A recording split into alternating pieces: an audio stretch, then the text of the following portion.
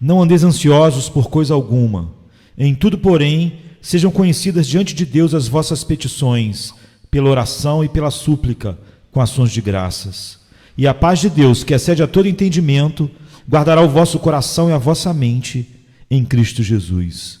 Filipenses 4, 6 e 7. Nós temos a faculdade de previsão no sentido de olharmos e tentarmos nos preparar para o futuro. Porém, como todas as nossas faculdades, ela foi pervertida e com frequência tem sido objeto de abuso. É bom que o homem tenha uma santa preocupação e preste a devida atenção a cada detalhe da sua vida. Porém, é muito fácil convertê-la em uma preocupação profana e tratar de arrebatar da mão de Deus este ofício da providência que lhe pertence e jamais a nós. Quão frequentemente Lutero gostava de falar sobre os pássaros e da maneira como Deus cuidava deles. Quando estava cheio de preocupações, costumava invejá-los constantemente, porque levava uma vida tão livre e feliz. Lutero fala do Dr. Gorrion e do Dr. Zorzal e de outros pássaros que costumavam se aproximar e falar com o Dr. Lutero, dizendo-lhe muitas coisas boas. Vocês sabem, irmãos, que para as aves do céu parece-lhes melhor serem cuidadas por Deus de que serem pássaros cuidados pelo homem. Uma pequena menina londrina que foi ao campo disse em certa ocasião: mamãe, veja esses pobres passarinhos, não tem nenhuma gaiola. Isso não me parece uma perda para o pássaro. E se vocês e eu estivéssemos sem nossa gaiola, sem a caixinha de sementes e sem o recipiente de água, não nos seria uma grande perda se fôssemos lançados ao acaso a gloriosa liberdade de uma vida de humilde dependência de Deus. Essa gaiola de confiança carnal e essa caixa de sementes, que sempre estamos nos esforçando em encher, constituem a preocupação desta vida mortal. Mas aquele que tem graça para estender suas asas e planar para longe até chegar ao céu da confiança divina, pode cantar todos os dias e ter esta canção como lhe sendo própria. Mortal, cessa de afanar-te e de afligir-te. Deus provê para o amanhã. Então aqui está o ensinamento do texto. Por nada andeis ansiosos, ou por nada andeis cheios de cuidado. A palavra cheios de cuidado não significava exatamente agora o mesmo que significava quando a Bíblia foi traduzida.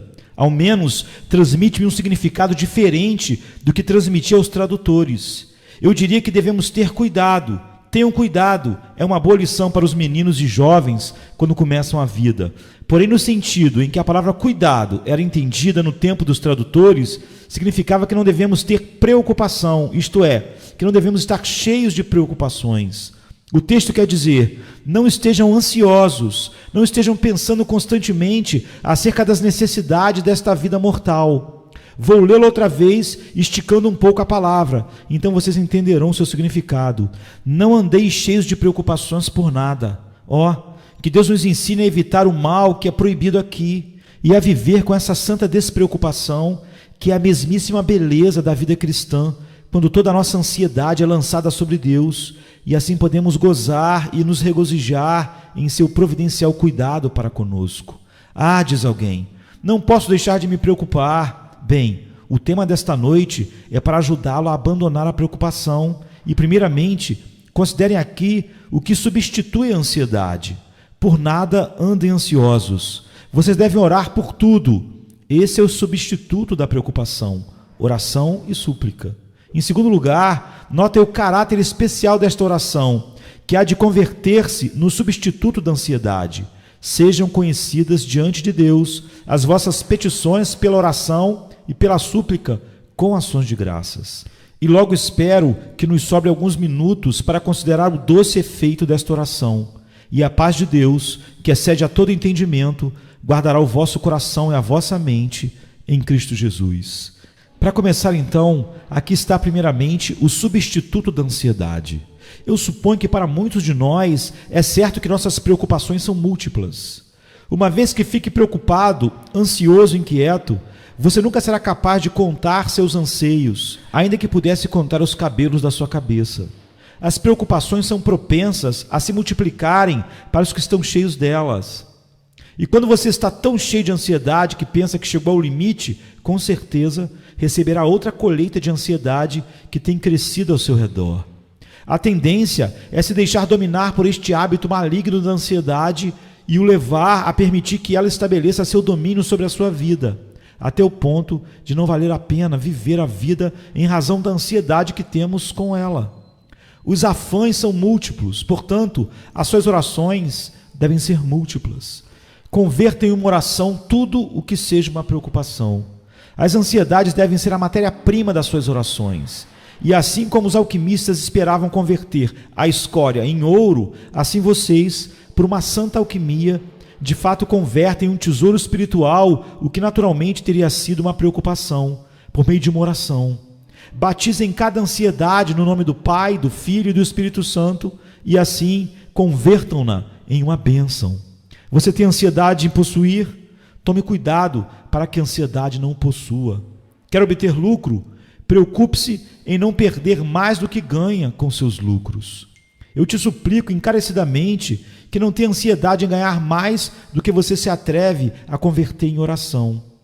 Não deseje ter aquilo que você não se atreveu a pedir para Deus que lhe dê. Meça seus desejos de acordo com uma norma espiritual, e assim você será guardado de tudo o que se assemelhe à cobiça. Muitas pessoas ficam preocupadas por causa das suas perdas, perdem o que ganharam. Bem, este é um mundo no qual existe a tendência a perder. As secas seguem as enchentes, e os invernos esmagam as flores do verão. Não se surpreendam se vocês perdem como fazem outras pessoas. Antes, orem sobre as suas perdas. Vá para Deus com elas.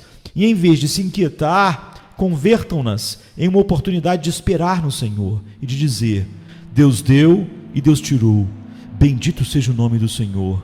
Me faz entender por que contendes comigo e livra teu servo de se queixar alguma vez de ti, sem me importar com o que tu permites que eu perca. Talvez você diga que sua ansiedade não é nem por causa dos seus ganhos nem suas perdas, mas apenas por causa do seu pão diário. Ah, bem, mas você sabe que tem uma promessa para isso também, não sabe? O Senhor disse: habitarás na terra e verdadeiramente serás alimentado. Ele te dá um doce incentivo quando diz que ele veste a erva do campo e não o vestirá muito mais, homem de pouca fé. E o Senhor Jesus manda que você considere as aves do céu, que nem semeiam, nem armazenam em celeiros, e contudo, seu Pai Celestial as alimenta. Achegue-se ao teu Deus, então, com todos os teus anseios. Se você tem uma grande família e uma raquítica renda, e enfrenta muitos problemas para subsistir e para prover coisas honestas aos olhos de todos os homens, você tem muitas escusas para bater à porta de Deus, e muitíssimas razões para ser achado com frequência no trono da graça. Eu lhes peço que convertam as suas preocupações em algo de muito proveito. Eu me sinto à vontade para apelar a um amigo quando realmente tenho que resolver algo com ele, e vocês podem ser ousados para apelar a Deus quando as necessidades lhes oprimem. Em vez de se preocupar por qualquer coisa com um inquieto afã, convertam-na de imediato em um motivo de uma renovada entrega à oração. Ah, dirá alguém, mas eu estou perplexo, eu não sei o que fazer. Bem, então, querido amigo, você deveria certamente orar quando não pode saber se deve tomar o caminho da mão direita ou da mão esquerda, ou se deve continuar em linha reta, ou se deveria regressar. Em verdade, quando você está em meio a um nevoeiro tal que não consegue ver a próxima lâmpada, então é tempo de orar. O caminho será esclarecido diante de você muito repentinamente. Com frequência, eu mesmo tenho tido que provar esse plano, e dou testemunho de que, quando tenho confiado em mim mesmo, tenho sido um gigantesco insensato.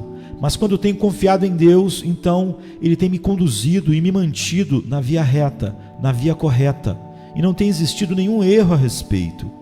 Eu creio que os filhos de Deus cometem frequentemente os maiores absurdos com relação às coisas simples do que com relação a assuntos difíceis.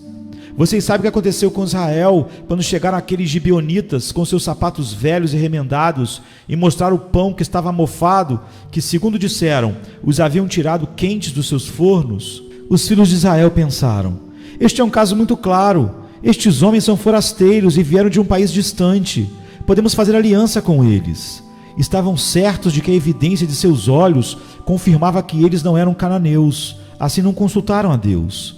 Toda a situação parecia tão clara que fizeram uma aliança com os gibeonitas, a qual foi um problema para eles posteriormente.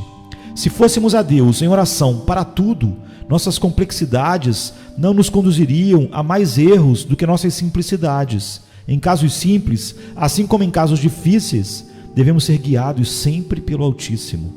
Talvez outro amigo meu diga: mas eu estou pensando no futuro. Você está? Bem, primeiro permita-me perguntar-lhe o que você tem a ver com o futuro. Você sabe o que o dia trará? Anda pensando sobre o que será de você quando você for velho. Porém, você está certo de que chegará a ser velho? Eu conheci uma mulher cristã que costumava se preocupar com a maneira como seria enterrada. Essa pergunta nunca me incomodou. E há muitos outros assuntos acerca dos quais não devemos nos preocupar. Pode-se encontrar sempre um pau para golpear um cachorro. E se precisam de uma ansiedade, vocês podem geralmente encontrar uma para com ela golpear suas próprias almas. Mas essa é uma pobre ocupação para qualquer um de vocês. Em vez de fazerem isso, convertam cada coisa que possa ser motivo de ansiedade em um motivo de oração. Não passará muito tempo até que tenham um motivo para ansiedade. Assim, não passará muito tempo sem que tenham um tema de oração. Elimine esta palavra ansiedade e escrevam simplesmente em seu lugar esta palavra, oração. Então, embora suas preocupações sejam múltiplas, suas orações também serão múltiplas. Notem a seguir, queridos amigos, que uma preocupação indevida é uma intrusão na esfera de Deus. É fazer de si mesmo o pai da casa, no lugar de ser um filho. É fazer de si mesmo o Senhor, em vez de ser um servo para quem o Senhor provê suas rações. Agora, se em vez de fazer isso, você converter a preocupação em oração, não haverá intrusão, pois você pode vir a Deus em oração sem ser acusado de presunção. Ele o convida a orar. Mais ainda, aqui por meio do seu servo, ordena-lhe que sejam conhecidas vossas petições diante de Deus em toda oração e súplica com ações de graças. Além disso, as preocupações não nos servem de nada e nos causam um grande dano. Se você fosse se preocupar tanto quanto desejasse, não poderia crescer uma polegada a mais, nem fazer crescer outro cabelo em sua cabeça, nem mudar a cor de um cabelo branco para preto. Isso nos diz o Salvador, e ele pergunta: se a preocupação falha em coisas tão pequenas, o que ela poderia fazer nos mais elevados assuntos da providência? Não pode fazer nada. Um agricultor visitou seus campos e disse: não sei o que acontecerá conosco. Se essa chuva continuar, o trigo será destruído, não teremos nenhuma colheita, a menos que tenhamos um bom clima. Caminhava para cima e para baixo, apertando suas mãos, se preocupando e incomodando a todos os membros da família, mas não produziu nem um só raio de sol, apesar de toda a sua preocupação. Com toda a sua linguagem petulante, não pôde dispersar nenhuma nuvem, nem pôde deter nenhuma só gota de chuva, não obstante todas as suas murmurações. Então, de que adianta seguir corroendo o seu próprio coração, se não podem obter nada com isso? Aliás, isso debilita nosso poder de nos ajudar e, especialmente, nosso poder de glorificar a Deus. Um coração cheio de ansiedades nos impede de julgar retamente em muitos assuntos. Frequentemente tenho usado um exemplo, não conheço outro melhor, de tomar um telescópio, soprar sobre ele o cálido alento da nossa ansiedade, aproximar os olhos e logo dizer que não se pode ver nada a não ser nuvens. É evidente que não podemos e nunca o faremos enquanto exalarmos nossa respiração sobre ele.